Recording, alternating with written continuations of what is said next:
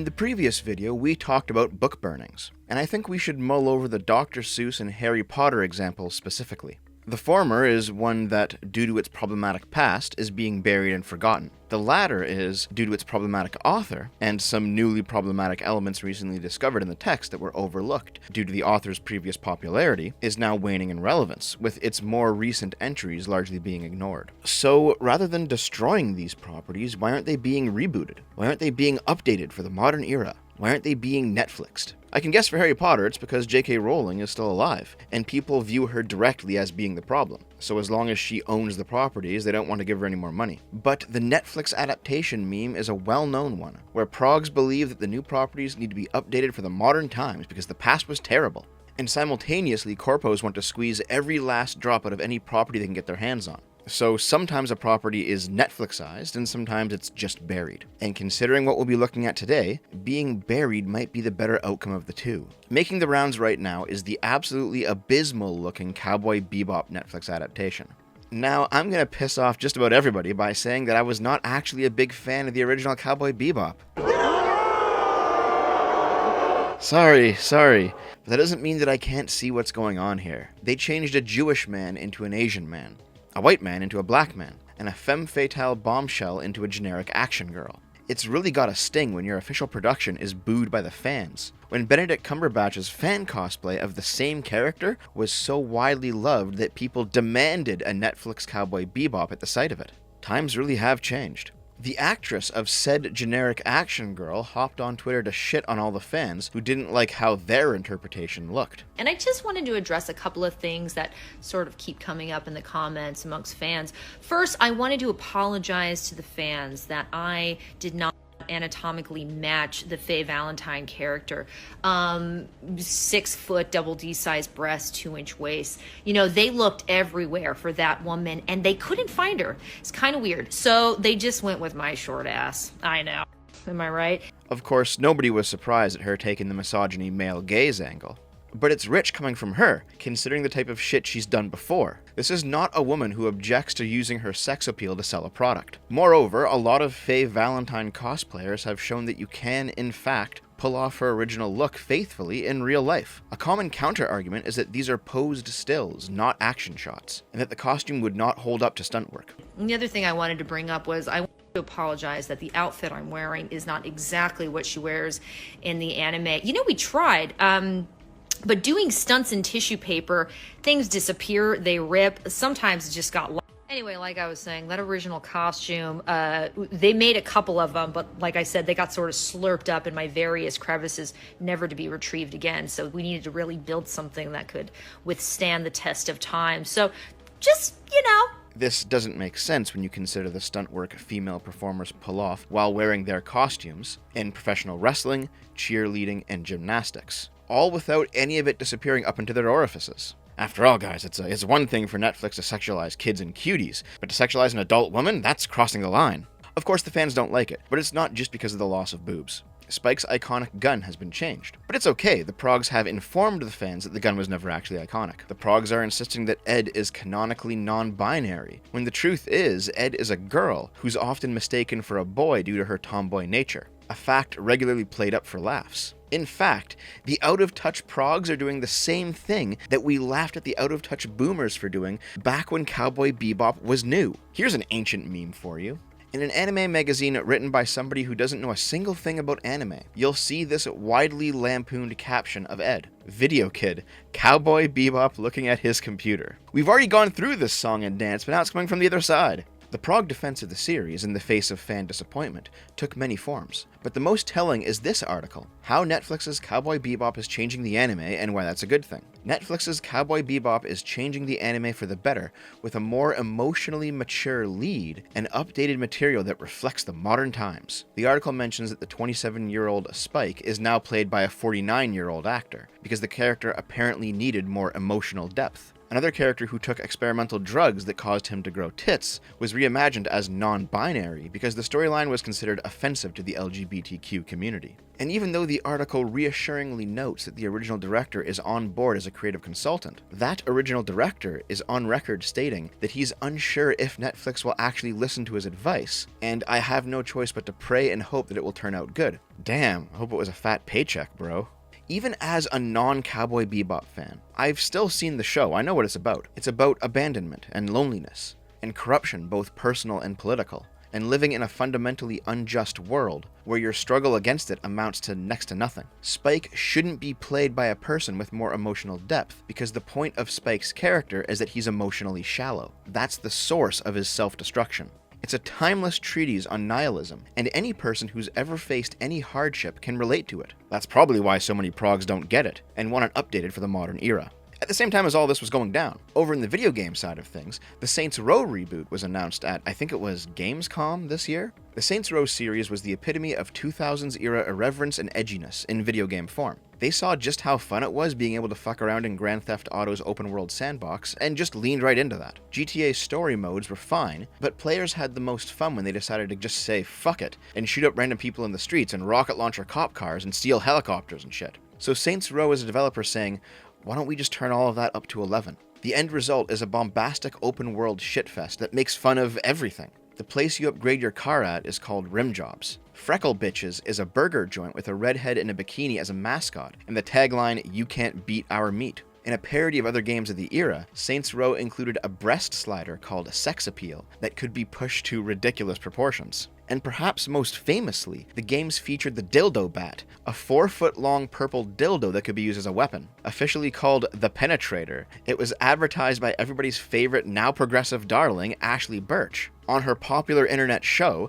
Hey Ash, What You Playin', back when edgy humor was not yet taboo. There's many more examples of hilarious, ridiculous, over-the-top edgy stuff that was allowed back in 2011, but is strictly haram today, but you get my drift. Of course, the Saints Row reboot lacks all of this. There's no dildo bat, and I'm sure nowadays Ashley Birch would call the idea of beating hookers with one misogynistic. You can no longer play as ridiculous caricatures of gang leaders involved in a turf war. Instead, you play as hipsters who turn to crime to pay off their student debt. Rim Jobs is now Jim Robs, the idea being that the dirty capitalists are charging you too much for car repairs. Freckle Bitches has been censored to FBS, and that harlot is now properly covered up. All of this is in the name of telling a contemporary story that people can relate to, even though the point of Saints Row was that you could not relate to it. It was a wild, wacky parody. The prog defense of this is almost identical to Cowboy Bebop. We aren't 15 anymore, most of us have grown a bit since then. Also think about the day and age we're in now, the Me Too movement and sexual harassment, gender inclusion, and the list goes on.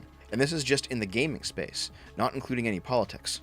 The translation for that is, now I'm an old cuck, and I think other people should not be able to enjoy the things that I did when I was young because my tastes have changed. The developer themselves, aware that nobody wants that shit, still isn't backing down. And in case you have any doubts about any of this, in case your lion eyes tell you something different when you dust off your old games, just remember, Saints Row was always woke.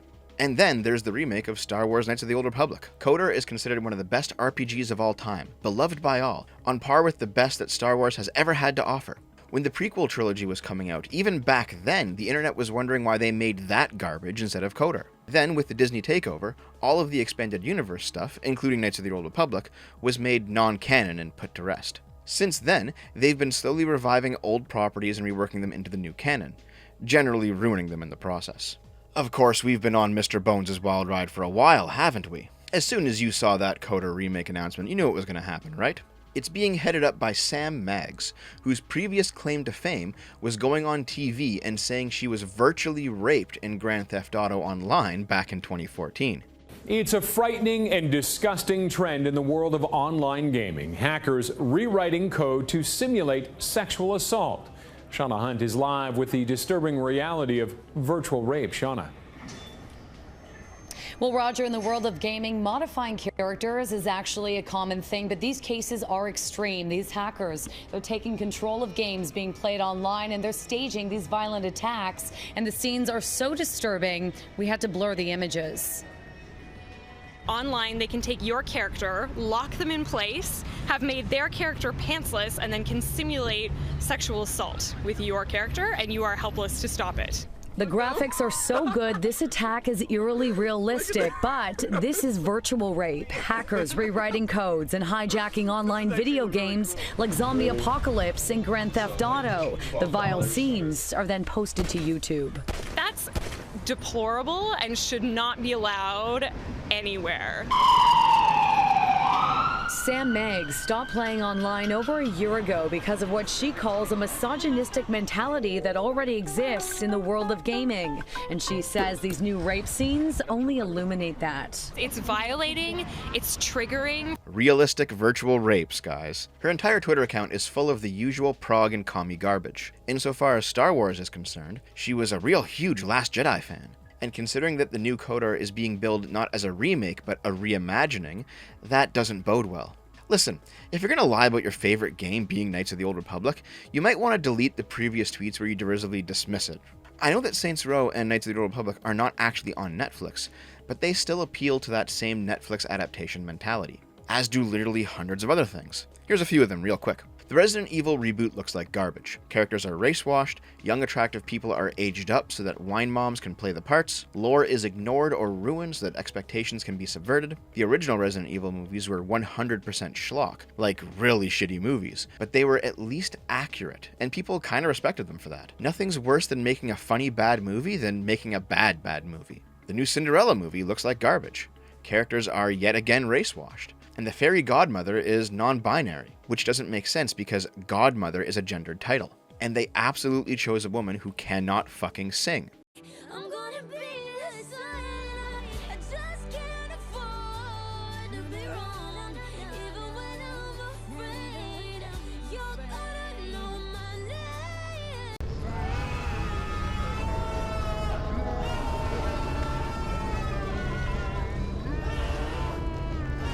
We already know Starfire looks like complete garbage. Netflix announced a One Piece adaptation. I guarantee that'll be a dumpster fire, considering that the showrunner has already spouted off political on Twitter. The Fresh Prince of Bel-Air's reboot is no longer going to be a comedy, but a serious drama. The new Matrix trailer looks like complete shit. And just spitballing here, I'm gonna guess that the Fight the Machine message will be replaced by a Trust the Machine message. Neo will be replaced by a new The One, who is probably going to be a young black woman. And the ending will intentionally be a cliffhanger so that they can milk a new trilogy out of this decaying corpse of a property. Here's the best one of all. Have you seen the whitewashed Yakuza reboot yet? Nah, it's not real. But I bet for a split second there, you couldn't tell. You want to know what reboot was actually successful and well-loved? Battle Angel Alita. It was an adaptation that actually stuck to its source material, and featured a strong female lead to boot.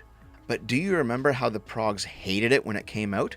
Because, it stuck to the source material. It explicitly didn't piss fans off. It didn't shoehorn in a modern political message or updated it to reflect current trends. In my video on Get Woke Go Broke, I argued that it's not an ironclad rule. I still stand by that interpretation. It's not describing a law of the universe, but rather a general trend, and sometimes a property can buck that trend. We've seen it before, we'll see it again. But at the end of that video, I put forward a hypothesis.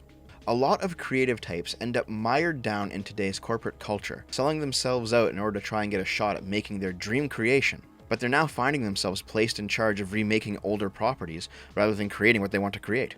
And so they're seething with jealousy, stuck forever rebooting the same shit. I still think this is true, but I think there's more to it as well.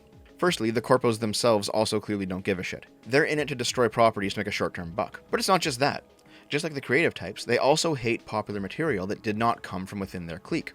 Hollywood didn't create Resident Evil, which is why they don't care if they ruin it. Netflix didn't create Cowboy Bebop, so it's the same thing. The current stewards of these properties don't respect them, so they hand them off to embittered man-children to rape into the dirt. Secondly, I personally find it far less disgusting when shitty SJW creators make new garbage rather than turn old properties into garbage. Shit like High Guardian Spice or Thirsty Sword Lesbians looks like absolute radioactive waste, don't get me wrong, but they're not ruining anybody else's fun in creating them. They're not demanding to everyone that this is the new canon now, bigots. They're just creating their own toilets to shit in. I mean, it's obvious that Thirsty Sword Lesbians is just 100% aping the style of Revolutionary Girl Utena, while simultaneously doing it way worse with the Tumblr Hambeast shit. But at least it's still its own thing. You can still go watch Revolutionary Girl Utena if you want. Nobody's out here telling you that the old show is defunct and this is now the new canon. But most importantly of all, when a company says that they want to modernize an IP, Whenever a prog says they want to deconstruct a previously popular property,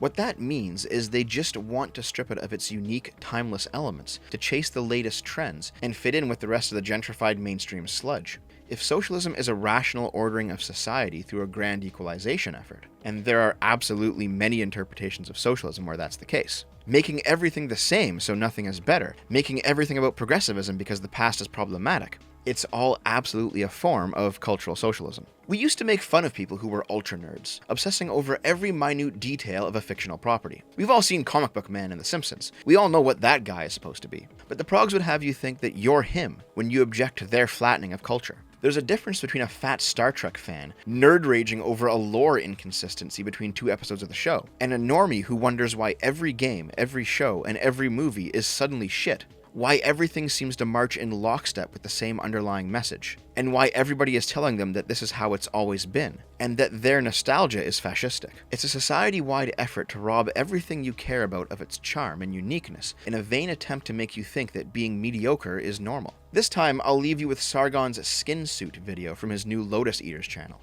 If you haven't caught up with him over at the Daily Lotus Eaters podcast, you should. He makes great stuff. I'll see you later, guys. I love you. Imagine coming home from work one day to find out that your wife wasn't really your wife. She's standing in the kitchen making dinner. She looks basically normal, except something is definitely off. She moves in a strange way, lacking her characteristic grace. She doesn't greet you as she usually does, and when she serves your favourite dinner, you realise she's cooked it in a different way using odd ingredients. It no longer tastes like a meal that your wife would make.